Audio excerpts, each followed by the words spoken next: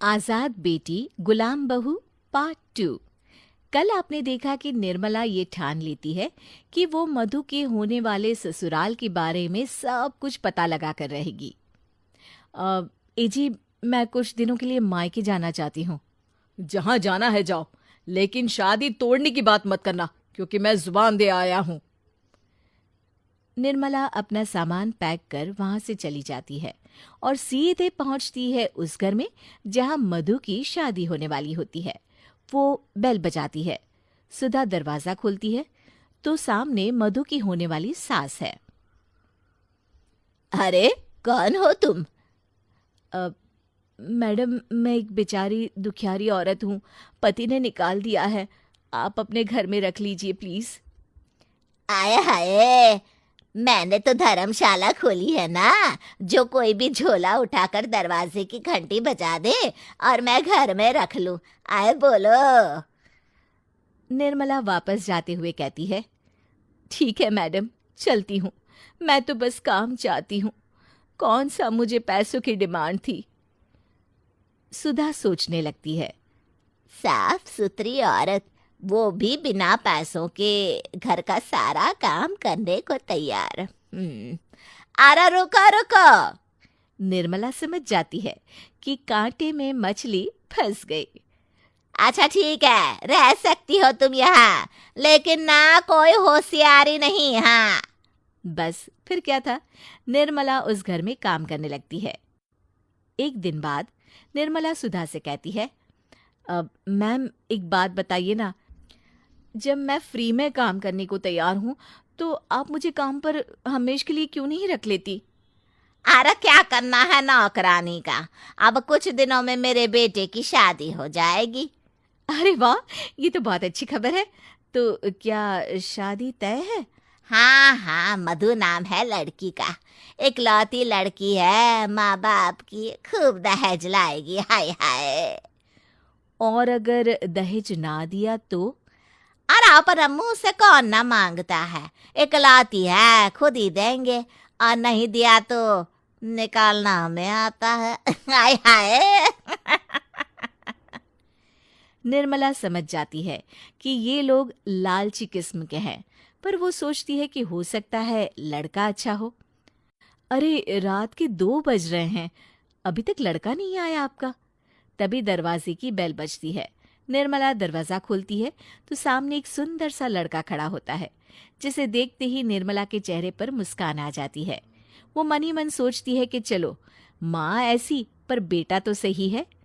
लेकिन तभी बेटा धड़ाम से निर्मला के ऊपर गिर जाता है। निर्मला घबरा जाती है। अरे क्या हुआ?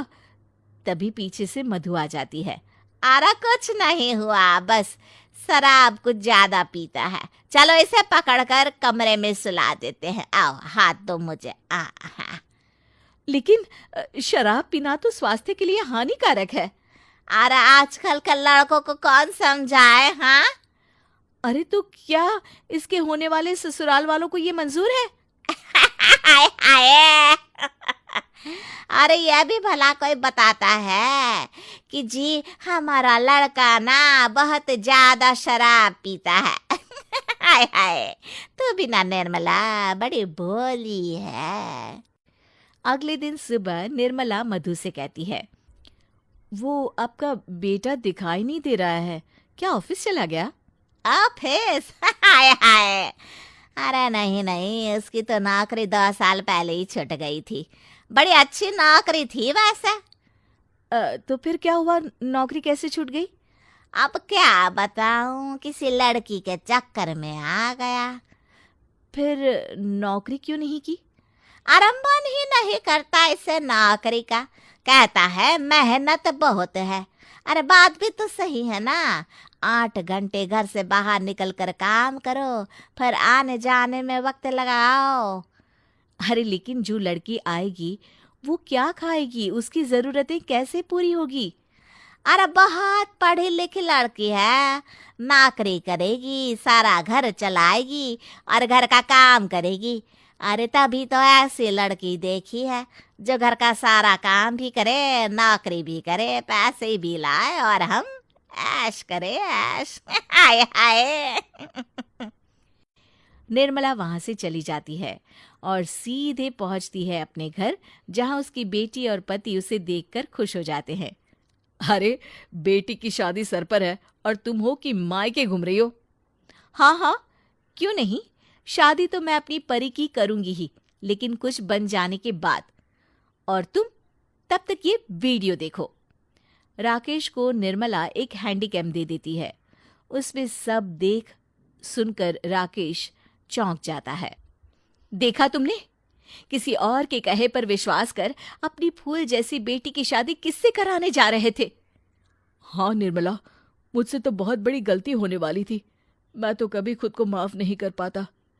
तभी वहां बुआ जी का प्रवेश होता है। अरे मैं अंदर आऊं? अरे भाई क्या बात है, पूरा परिवार एक जगह। अब देखो, मुझे शुक्रिया कहने की जरूरत नहीं है, बस मिठाई खिलाओ। फोन आ गया लड़के वालों के घर से, वो लोग ना शादी को जल्द से जल्द करवाना चाहते हैं। अरे भाई, नसीब ही खुल गया तुम्हारी बेटी के। बुआ जी, आपसे एक और निवेदन है। हाँ हाँ, बोलो बोलो। बुआ जी, वो रहा दरवाजा।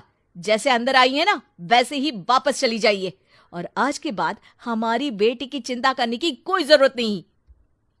तो बेटी की शादी किसी और के कहने और भरोसे पर नहीं, बल्कि खुद की तसल्ली पर करिए, क्योंकि बेटियां हो या बहुएं, आजाद और बिंदास ही अच्छी लगती हैं।